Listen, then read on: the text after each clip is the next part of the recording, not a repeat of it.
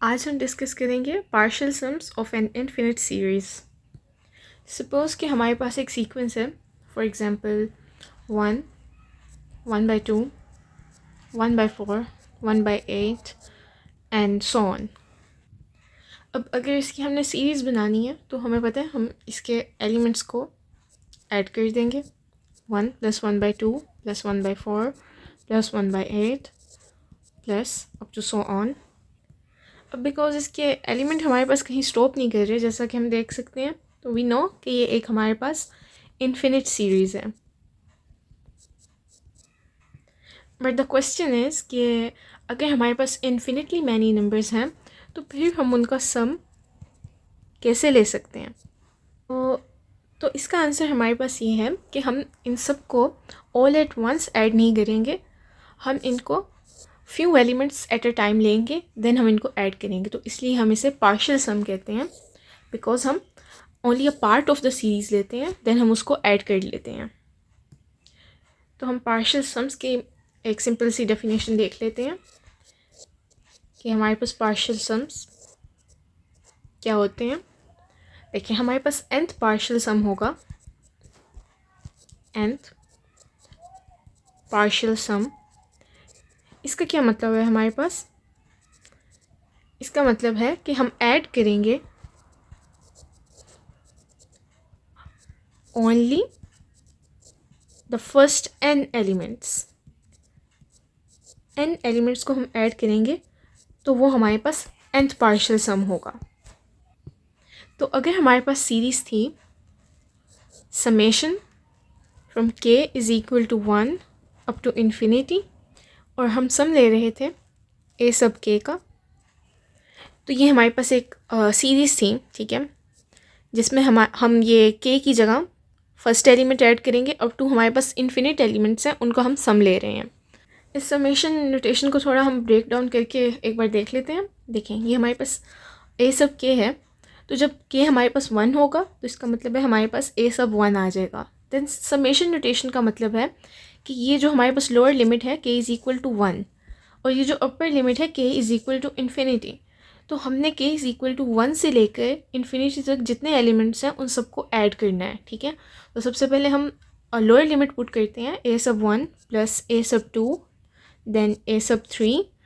इस तरह ये हमारे पास, क्योंकि इन्फिनिट तक है, तो ये हमारे पास सम चलता जा रहा है, बिकॉज ये हमारे पास स्टॉप नहीं हो रहा। हमारे पास कोई कंक्रीट फिगर नहीं है, कोई कंक्रीट एलिमेंट के हमने 20th एलिमेंट पे स्टॉप करना है, तो इसलिए ये हमारे पास सो ऑन आ रहा है। तो सिंपली हमारे पास समेशन है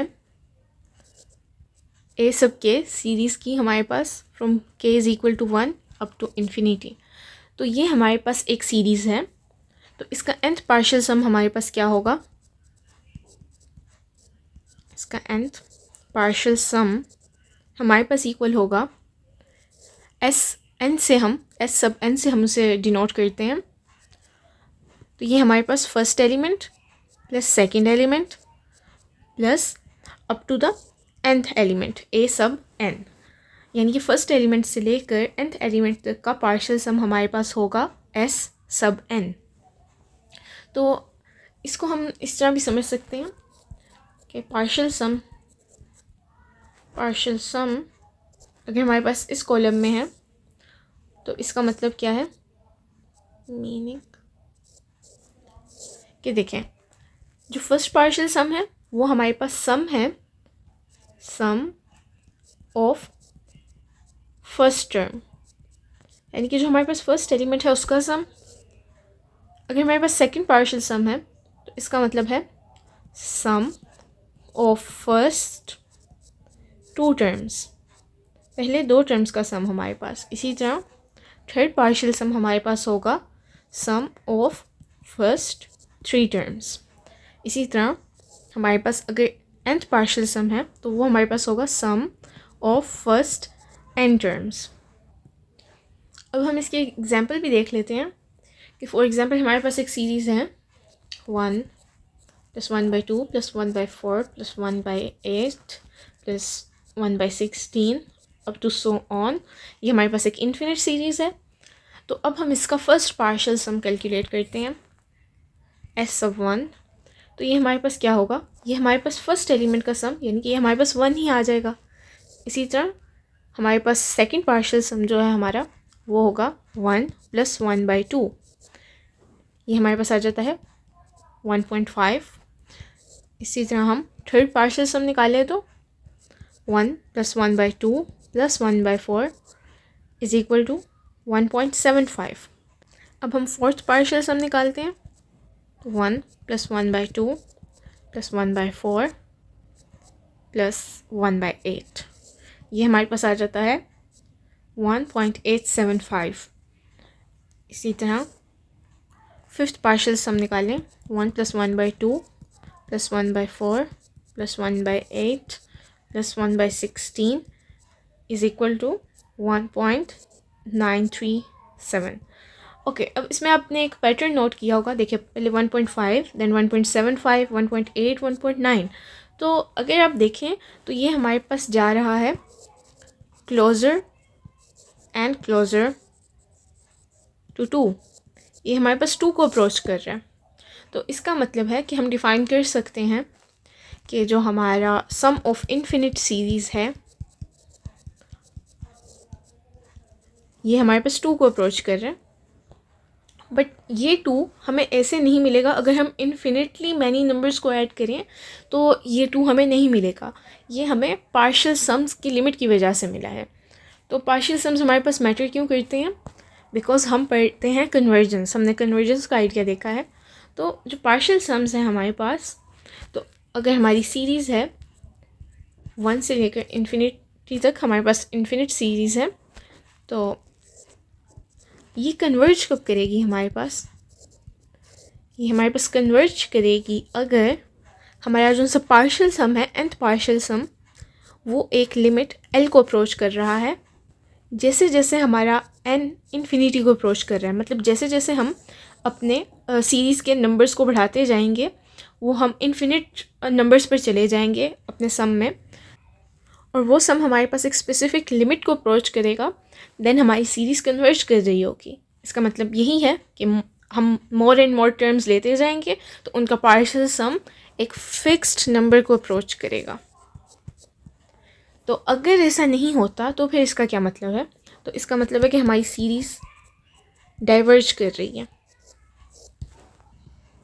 तो ऐसा क्यों है, बिकॉज हमारे जो से पार्शियल सम्स हैं वो इसी तरह हमारे पास बिहेव करते हैं जिस तरह कि हमारी ओरिजिनल इन्फिनिट सीरीज़ थी, वो उसी की तरह बिहेव करते हैं। तो इसलिए अगर हमने सम देखना कि ये हमारे पास कन्वर्ज कर रही है कि नहीं कर रही इन्फिनिट सीरीज़, तो हम उसके पार्शियल सम्स को भी देख सकते हैं कि वो हमारे पास कन्वर्ज या डाइवर्ज कर रहे हैं। तो एक हम डाइवर्जेंट केस भी देख लेते हैं। कंसीडर करें अगर हमारे पास सीरीज़ है 1 + 1 + 1 + 1 अप टू सो ऑन, तो इसका पार्शियल सम अगर आप देखें तो इसका फर्स्ट पार्शियल सम हमारे पास आ जाएगा 1, सेकंड हमारे पास आ जाएगा 1 + 1, थर्ड हमारे पास आ जाएगा 1 + 1 + 1, इसी तरह फोर्थ हमारे पास 4 आ जाएगा, फिफ्थ पार्शियल सम हमारे पास 5 आ जाएगा। तो इसे अगर आप देखें तो ये क्या किसी एक स्पेसिफिक नंबर को अप्रोच कर रहे हैं, नो, ये हमारे पास सिंपली हमारे पास इन्फिनिटी को ही अप्रोच कर रहे हैं, तो ये सेटल नहीं कर रहे। तो ये हमने सिंपली पढ़ा हुआ, जो सेटल नहीं करते इन्फिनिटी को अप्रोच करते हैं वो हमारे पास सीरीज़ डाइवर्ज करती हैं। तो अब हमने पूरी सीरीज़ तो नहीं देखी, हमने तो बस फर्स्ट 5 पार्शियल सम्स देखे, तो इससे भी लेकिन हमें पता चल गया कि हमारी सीरीज़ डाइवर्ज कर रही है। तो आज के लेक्चर की हमारी समरी यही है कि अगर एक इन्फिनिट सीरीज़ हमारे पास कन्वर्ज कब करती है, वो हमारे पास इफ़ एंड ओनली इफ़ तभी कन्वर्ज करेगी जब हमारे पार्शियल सम्स एक कन्वर्जेंट सीक्वेंस बनाएंगे।